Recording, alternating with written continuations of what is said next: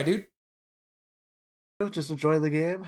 Yeah, brother. It's been good so far. Have you been enjoying it? Yeah, I really like that Abbotsford line. So fun to watch. Just Oh, loved watching them in the playoffs. Can't believe we get to see them play like this in the preseason. yeah, yeah. Oh, I think that's probably one of the advantages, right? Because these guys played what, probably 70, 80 games together in the regular season and then the whole Calder Cup run. So they absolutely know what's going on when it comes down to what's happening. And you saw that one passing play, which was an absolute Oh, beauty. so nice. Yeah. I think I wrote it down. It was like nice pass, Pedersen, Carlson, Baines. Yeah, exactly, right? So far tonight, has there been anyone on this Canucks roster that has been really standing out for you as someone who's maybe trying to make this team? Yeah, Tom Willander just looks so good. Like the first period, I think the second period wasn't as great, but his because he just wasn't as noticeable. He didn't get as involved. His first period though, he made a nice play on the boards to send Baines up. On a play, he got the assist on the Hoglander goal, getting the shot on goal. Like he looks really, really good offensively. My only worry with him is just the defensive side, and he's just getting used to the pro level. I think he'll be like DPD, but he's really impressed. Do you think the skating on Vilander is already NHL ready? Looks like it. Probably maybe get a little bit more size so that you could get a little harder of a stride. But yeah, I think he's got the ability already like NHL caliber. The other thing, like, because I was talking with Dustin in our first intermission about this new system that Toggett seems to be running, and it seems to be very defense aggressive, right? Like Yeah. jumping up, four-man rushes, absolute craziness. And for a guy like Mhm. Tom Wellander, that plays right into his wheelhouse. Yeah, that him and Quinn Hughes, I think, and Mancini as well. Mancini's got really good speed. I think those are the three defensemen that are definitely going to benefit from it. You've also seen it today with Mancini getting up in the play a lot. I've noticed that he's kind of playing like a fourth forward most of the time he's on the ice. But yeah, this system is going to definitely benefit the offensive defenseman. Yeah, even like a guy like Tyler Myers, who I think has really benefited since Foot joined the team, even as the oh, I have the wrong name on your thing right now. Let's update that. You are not Dustin Boydell. Uh, You are yeah, Canucksland. that was the thing I was thinking about as well. I was like, oh, which defenseman would work? And I'm like, oh, Tyler Myers. He has those flashes of just being better than McDavid sometimes, where he'll just Yeah, join the offensive zone and just all of a sudden he's just dancing around everybody. He'll score a goal. It's crazy. He could definitely benefit. My only worry with him, though, and my other worry with the other defensive defensemen who maybe aren't as fast, is the getting back. You got to have forwards who are able to get back as well to help your defensemen if they're not able to. and it seems like tonight that has kind of been the mantra already. You've seen Carlson covering the point, you've seen Sasson covering the point. Even you had Yeah, Hedel back on the point, who I don't never really thought of as a super defensive guy, but if you can get guys like those to buy into that kind of a system, it creates yeah. that dynamic attack that is really hard to read, I think, for other NHL teams. Yeah, it's with Quinn Hughes, it'll be a little easier to read as well because we always want to get Quinn Hughes involved. But yeah, definitely those bottom pair defensemen, it could get a little surprising. Yeah, yeah. For a guy like Hoglander tonight, I noticed him a lot in the first period. I did not notice him a lot in the second period. Do we know if he's even playing this second period? I noticed that Kravtsov has taken his role. They were talking about it on commentary. Hoglander, they think, has left the bench. They can't see. So most likely we're going to hear something about him tonight. I think he might be just precautionary. I think it might be the same thing with Garland. If it was a regular season game, he'd be playing, but they don't want to aggravate it. And he's been playing well, especially like with how he played in the first period. I would take him off the ice if he has a small inkling of injury. I think it's a small thing. Yeah, yeah. You never want to push it. It is just the Yeah. preseason, so there's nothing Uh, serious going on here. Now, look at another guy who I think through the prospects and through the training camp, I didn't really get any vibes that he was going to go anywhere. But then the preseason starts, and suddenly Chase Stillman has kind of been making a name for himself, really working hard out there, especially even at the end of that second period. His line was out there yeah. grinding away with Amon. Do you think Chase Stillman is a guy who's going to push for a spot to be like maybe one of the first calls up from Abbotsford? Or do you think he is pretty much going to be an AHL player for the whole season? I think he's fighting to be a top AHL guy. The thing is, everyone's fighting for a specific role. I think definitely when we traded for him, we thought of him as like a second, maybe third line, second at most kind of player in the NHL. He wants to Hmm. fight to show that he can not only be that top line in the AHL, he wants to impress Manny Malhotra. He also wants to impress the Vancouver Canucks. And I think I agree with that. He's definitely trying to be one of those guys who's going to be like a Phil DiGiuseppe who will get called up if just in case we get hurt, we get an injury. Yeah, Got a member of chat, Carly Isaac, saying Hoglander will not return. So our instincts were right. He has left the game. yeah. So hopefully, just for precautionary measures. It looks like it. I mean, he didn't slow down, so he's definitely still got it. Hope it's probably just precautionary. Does it make you chuckle every time Hoglander scores a power play goal? Yeah. I mean, just love the kid, man. I want him to get more power play time, and I noticed that he gets the PP2. I always want him to get in net front on PP1. He's just not that great of a player. He gets the even strength goals. I'm happy to see him contributing on the power play because that could improve his game. Now, we always can't go through this whole intermission without talking about our goaltender, Thatcher Demko, who did end up playing all through the first two periods. So I believe he probably will finish it, maybe till Appeal comes in. Wasn't Yeah, really tested all that much in the first period, but second period, you did no. see a little bit of action. How did you feel about his game so far? Honestly, with Demko, it's just making the easy saves is really what's important. I feel like he won't pressure himself too much. It's Demko. I mean, he's a competitor. He's gonna make those amazing saves, even if it's in the preseason. But definitely right now, it's seeing how does he look? Does he look smooth in the net? That knee definitely will bug him. It's if it was still like injured, I think he's fully healthy. From the looks of it, he looks fully healthy and ready to go. It's different than last season. Yeah, he's looking strong. I think that's what it is. Is there was a couple times where he gave up a rebound and the reaction, there was no Yeah, hesitation. It was just no. immediate. He moved to it. Yeah, and he's also the best goaltender in the league. He's going to make the small saves look small. He'll even make great saves look easy.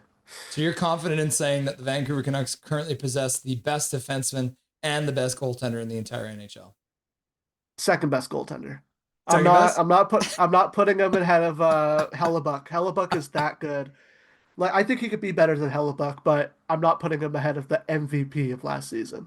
And I think it's the difference between a Demko and a Hellbuck, and the comparison gets made sometimes. But Hellbuck is one of those guys who's more of a deep in his crease, positional, less Yeah. reaction. He's more about the percentages, whereas Demko does that.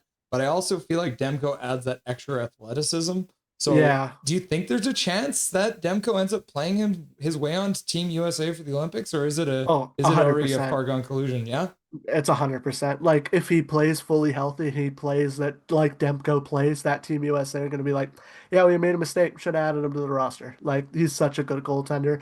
I think he beats out the likes of Ottinger. I forget who the other goaltenders are for Team USA, but Yeah. I think he becomes the backup immediately. Well, I think the thing that blew my mind when they announced their orientation roster for Team USA, Joey Decord was on there and Demko wasn't. So that was one where I was like, why is Decord there and not I Demko? thought, isn't he like Canadian as well? I thought it's like a He's 50-50. he's got both. I believe like one of his parents is one Canadian, one is American. So he Okay. could play for Canada, but he had to do something last year before the Four Nations. It was too much Okay. paperwork, so they never end up using him anyways. Okay. Yeah. All right. Yeah, I think USA has the best goaltending, but I think they have the best goaltending without Demko on it. So add Demko to it. Connor McDavid's gonna put pucks past those guys anyway, so it doesn't really matter. Yeah, it'll be weird because we did cover the Four Nations Cup here on Nothing is Perfect, and it was weird because we were cheering for McDavid and Binnington Yeah, and some guys I don't really like. So we're gonna be doing it again for the Olympics. Only this time it's honestly, gonna be like 5 a.m. games too. I could turn my mind off and be like, Yeah. McDavid, good. That's it. As long as like, even Brad Marchand, right? We'll cheer for him if he Yeah, scores goals for Canada. honestly, he grew on me. I kind of like him now. It's been long enough, eh? Yeah, So there are a few players on this Canucks roster that probably want revenge. Everyone's heard about Petey's revenge tour. Now we talked a little bit about Demko's revenge tour. I believe that Besser probably took a little bit of a slight not getting his call to the USA orientation camp. Is there yeah. anyone else outside of those three players that also wants revenge on this Vancouver Canucks roster? Niels Hoglander had a bit of a down season. I could see him. He definitely is Yeah. showing it. Revenge. I wouldn't say revenge for Filipino, but I think definitely he wants to prove himself. He has like a reason to really like push himself as like he has to jump up in the as the 2C. He looks great so far, I thought, throughout the whole preseason. He looks like he's bringing the best energy. In terms of revenge seasons, I'm not quite sure. I think you kind of hit all three of them except for Hoglander. I feel like Hoglander's the only other guy because he had a down year and he just wasn't as good, and a lot of people are doubting him. So the other guy I wanted to ask you about was Linus Carlson, because the general consensus is now that he's probably out of the three guys on that Abby line, the one that's going to end up making this roster is probably the 12 or the 13 forward. Maybe he works his way up to that third line, possibly with a little bit of time on PP2. But Yeah. Carlson, does he have what it takes to have a Dakota Joshua like season, like from a couple of years ago, where Joshua ended up earning that big contract, going off for a bunch of points that we didn't expect from him? Offensively, yes. I don't think he's got the. I mean, he's pretty solid in in a defensive role. I don't think he's got fully like as Joshua. He's not going to be that PK shutdown guy. But I went to a lot of the Calder Cup playoff games last season, and the player who impressed me the most, and the player I've been riding high on the most this entire offseason is Linus Carlson. So I'm very excited to. Hopefully he gets in the lineup, and I just want him to be on that fourth line. I feel like he'll really succeed there. So he's not playing tonight, but I did want to get your thoughts on Braden Coots, because he has shown very, very well. He shows that he's got NHL level skills. The only knock on him so far is maybe he needs to obviously fill out a little bit. And at Yeah. 18, that's not a Uh, surprise. And now I have heard discussion, okay, maybe he ends up being the 2C and Heedle's out of luck. Now I'm starting to think, after watching Atu Ratu play, which I haven't been all that impressed, is Atu Ratu the one that should be worried about Braden Coots at this point? I don't think anybody should be worried about Braden Coots. And I know this would probably be a hot take. A lot of Canucks fans are very high on Braden Coots. A lot of them are saying, he could make the NHL. I am not too sold on putting an 18-year-old who's not built out his frame, who gets very tired along the boards against pro NHL players in an NHL role consistently. I think 9 games is fine. I think that's the most he's going to get. I feel like that's the most, as much as he's shooting for a spot on the roster, I feel like that's what he's shooting for. I think we need to take a step back because we've done it with players like Akito Hirose, where we build a hype train and it doesn't really pan out. We need to take a step back on Braden Coots, really look at it realistically. He's not going to be a full-time NHLer this season, but what he's shown is amazing. Don't get me wrong. I am very impressed with Braden Coots. He looks so good. Can you let everyone know what happened with Akito Hirose? Because he will not be back with the Abbotsford Canucks next year. Yeah, he signed in Germany. I'm not quite sure which team in Germany he signed with, but he also joins a teammate out there. I forget which one. I think it's John Stevens who signed out in Germany as well. Oh, Abbotsford lost a interesting. lot of players Yeah. for this Calder Cup team, but that's what it takes. That's the price it takes to win. You ring in a bunch of guys who aren't going to stick around, especially in Abbotsford. There's not that many long-term commitments. Mr. Canuckland, what can people expect when they tune into your channel?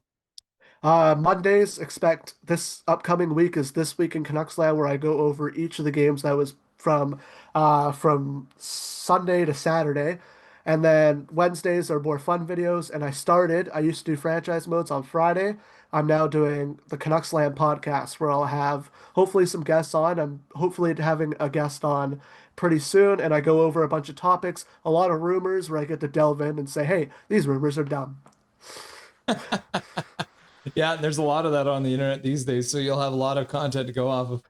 Oh yeah, yeah. I wanted to delve into all that clickbait stuff and just kind of like talk about it in a realistic way, and that's a perfect way to do it, where I don't really represent myself as like the negative media kind of way. Cool. Thank you very much, brother, for joining the show today, and enjoy the rest of the game, and I'm sure we'll talk again soon. Yes, thanks for having me on. It's been a pleasure. Nothing is perfect.